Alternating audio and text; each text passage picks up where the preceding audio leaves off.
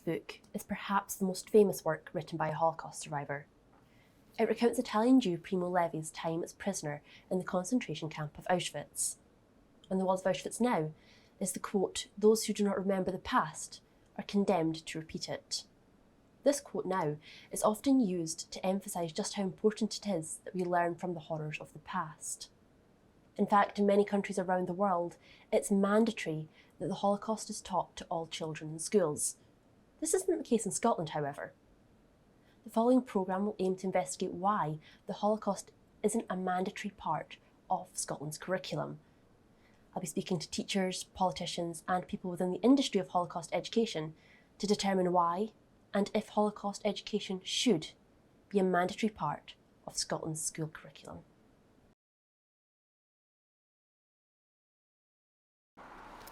To see what those in politics had to say, I went to Giffnock to speak to SNP MP Kirsten Oswald about the possibility of Holocaust education becoming mandatory. I'd be interested in that. I think that we should do everything that we can do to make sure that we open up Holocaust education to as many people as possible. And I think, from my point of view, that the broader or the broadest perspective that we can take on that, probably the better. I think if you look at the examples of different kinds of Holocaust education that are out there and that are working really well, it is quite a broad spectrum, and I think that that's probably a real positive when you think of the range of different things that can be delivered to young folk in different ways. I certainly would love to see all of our young people getting the benefit of having that kind of education. I know that a large number of them do, and I know that it makes a significant difference to their understanding going forward. So do you think the current way of teaching the Holocaust is good enough? Yeah, I have experience of being a mum as well as an MP, and so I do speak to my own children about these kind of things, because you get the unvarnished truth from your own children, and they, I think, have benefited from really helpful and constructive learning about the Holocaust, and I am really appreciative of that, because I speak to my children about these things. But I think that all children hear things more clearly if they're said by somebody other than their own parents. That's a reality that we all know. So I've been really encouraged by the way that they have been taught about the Holocaust in the schools in my local area. I think and hope that that's the same for schools across the piece. But I guess I go back to my point that this is not a one-dimensional subject. It's obviously a deeply complex and a subject that should be dealt with sensitivity as well as with facts. And so the broader or the broadest perspective that we can take on making sure that we share that information with young people, the better for the young people. One of the problems with making Holocaust education mandatory is that Scotland doesn't have a set-in-stone curriculum. However, Paul O'Kane, Labour MSP, doesn't think that this should necessarily prevent it. Curriculum for Excellence, which is Scotland's curriculum, is by its nature a kind of flexible interdisciplinary curriculum. However, it does have central tenets, and one of the central tenets are that young people should be responsible citizens.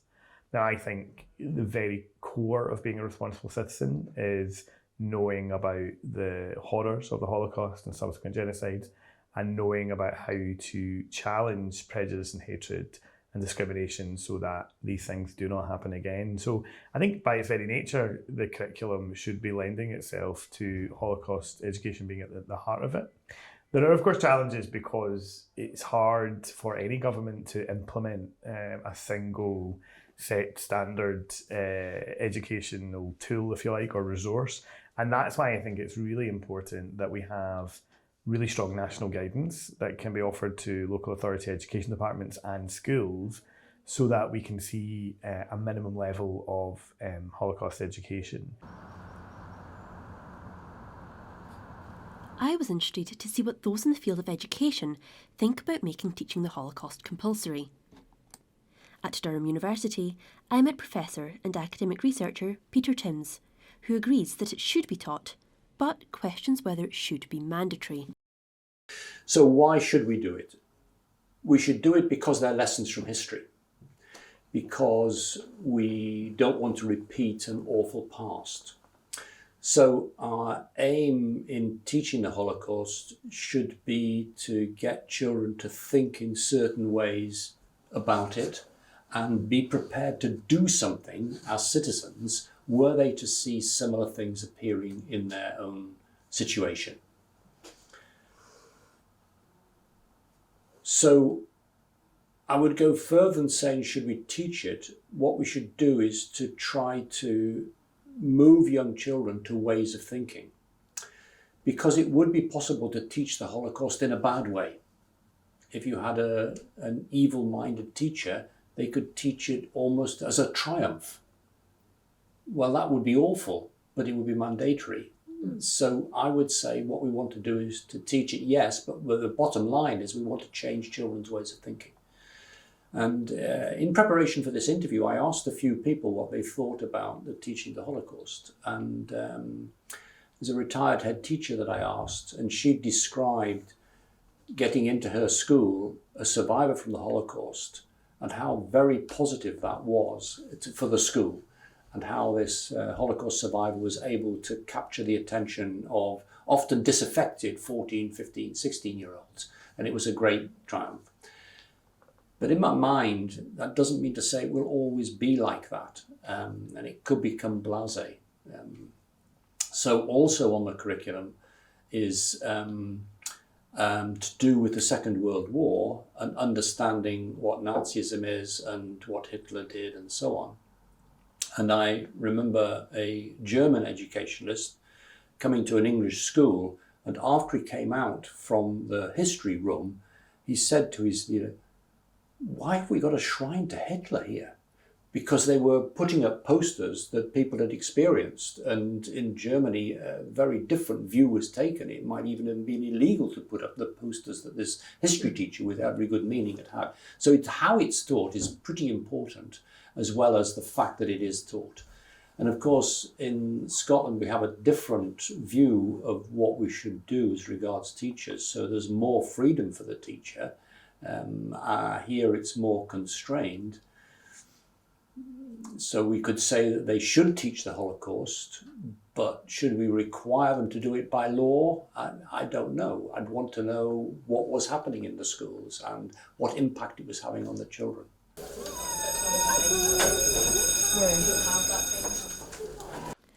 At this high school just outside of Glasgow, they put a focus on teaching the Holocaust cross-curricular and are a part of the Scottish Government-funded programme Vision Schools, which encourages schools across Scotland to teach this part of history. I think Holocaust education is really important.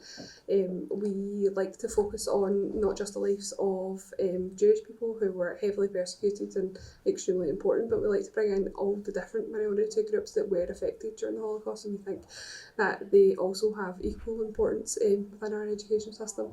I think it's also very important to educate the kids that it's not, genocide isn't a thing that's in our history. It's very much part of present everyday occurrences that happen across the world, and we don't want the kids to ever forget that.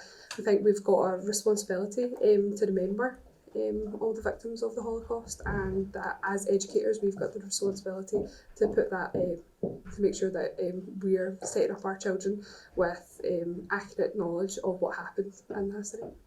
So yeah, as a secondary school teacher in Scotland, I do believe it is absolutely essential. We have been doing a lot of work with vision schools, and obviously that's not part of the government, it doesn't have to be mandatory, but we have opted into that, and I do feel like that's made a massive positive impact on our pupils. Across Scotland, it's not mandatory as a subject to teach, so from S1 to S3 in the BGE or in the secondary curriculum at the senior phase, it's not something that would have to be taught. But we as a school believe that it's really important in order to teach pupils in line with our values, things like respect and ensuring that they are aware of prejudice and discrimination in the community. As a school, we do deliver BGE courses. So for example, in religious education, we do a course on Judaism and the Holocaust, and that is a long-term course that's been planned out. Obviously that's not something that's mandatory for all schools. So as a teacher, I would expect it to be delivered in all schools, but I know that that's maybe not the case, and it is personal choice within different schools and subjects. We also deliver it to S3 and to S4 throughout our history curriculum. Again, though, that is something that we have decided to put in. So my personal opinion would be that it should be something that's mandatory across the country because it is so vital and so important, but I know at the moment that's not the case. In a class discussion, this is what students had to say. A lot of people can make fun of it if they don't know what it is. They take it more lightly because they aren't actually told how serious it is. Absolutely.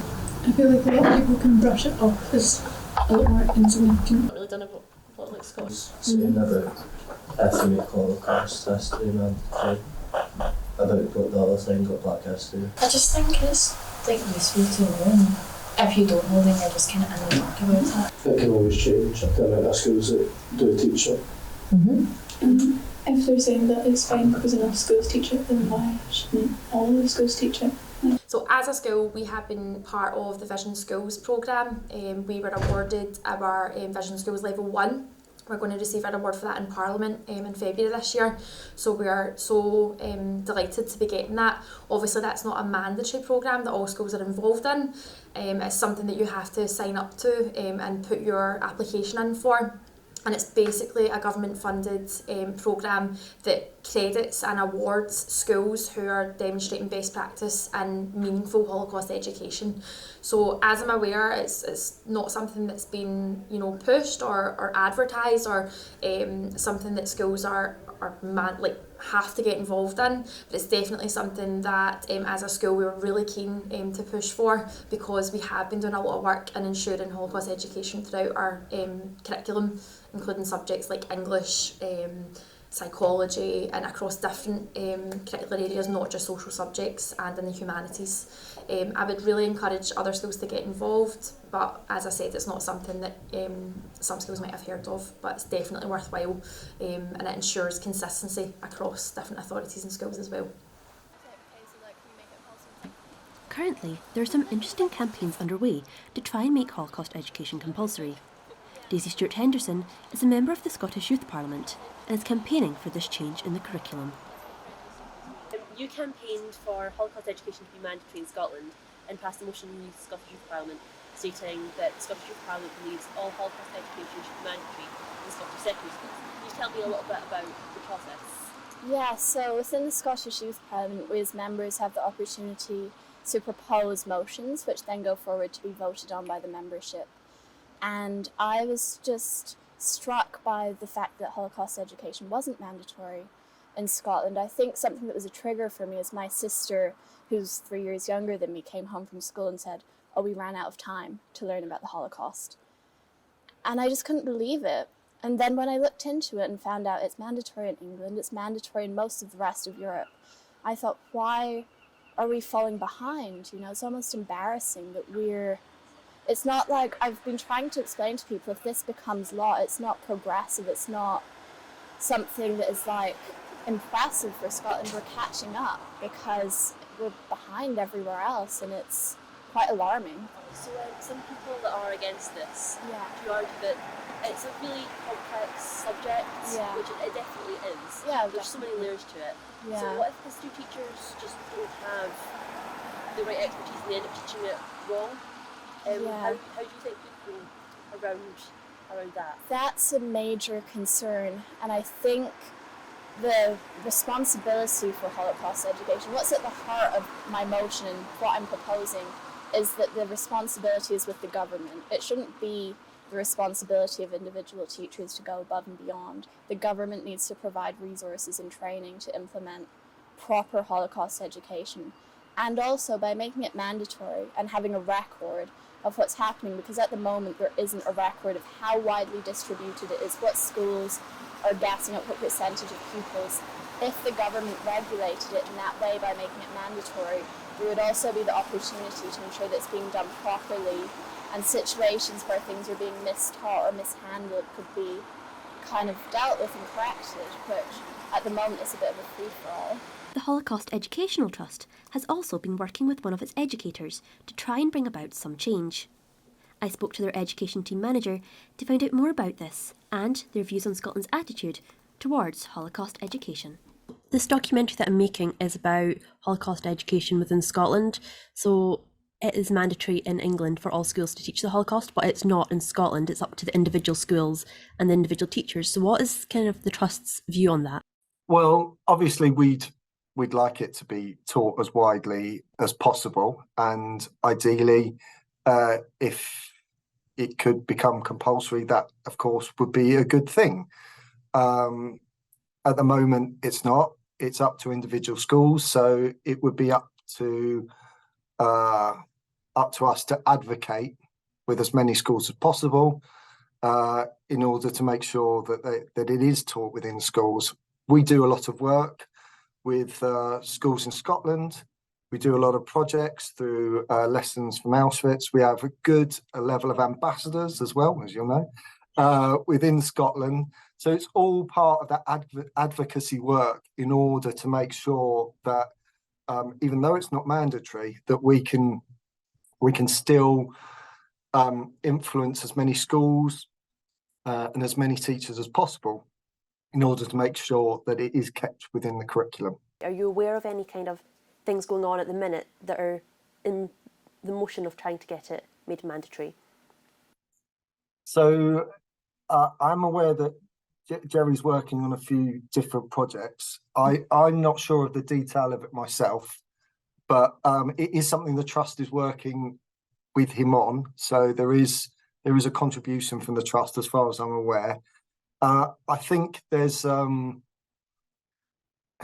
lot that can be done, but obviously we're working with as many people as we possibly can from different partnerships, and also in the Scottish Parliament as well, to look at what avenues and possibilities there can be in making it mandatory.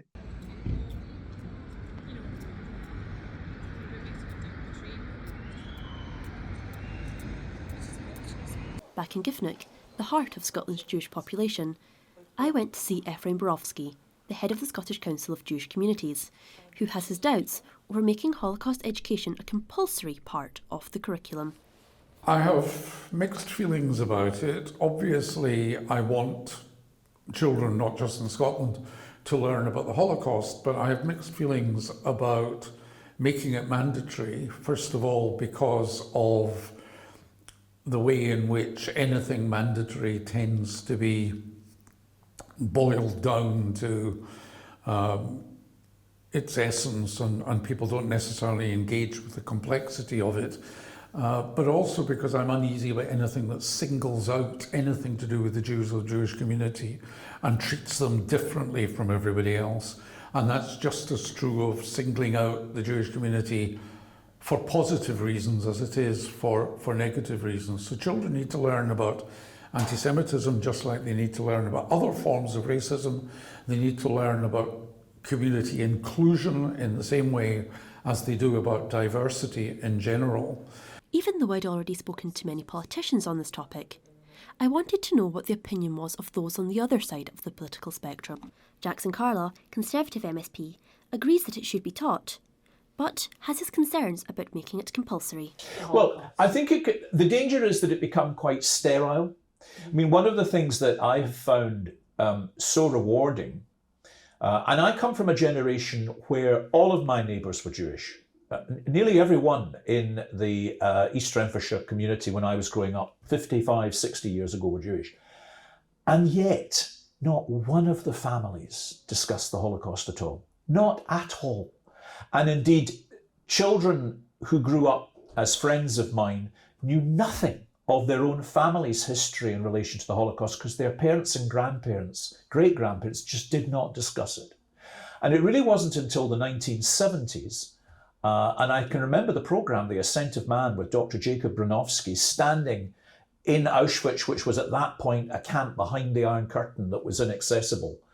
And his powerful testimony that suddenly led through to other television programmes like The World at War, which led to this kind of opening up, which of course accelerated as people began to realise that the generation that had that testimony were starting to leave us. And what I have found so rewarding is that has continually refreshed the narrative.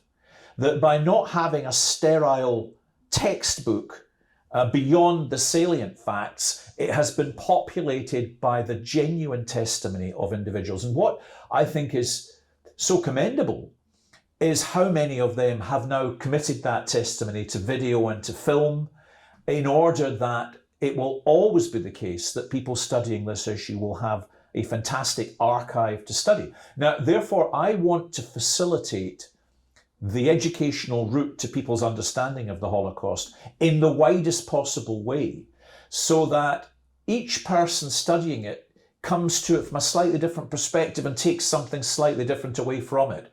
Because I think if we just allow it to become a standard subject with a standard textbook, it will diminish, I think, the wealth of testimony that is actually there, and also the scale of the issue, because there are so many people in this country now who came here from all different parts of the continent of Europe, where the experience was very personal, but in some cases very different.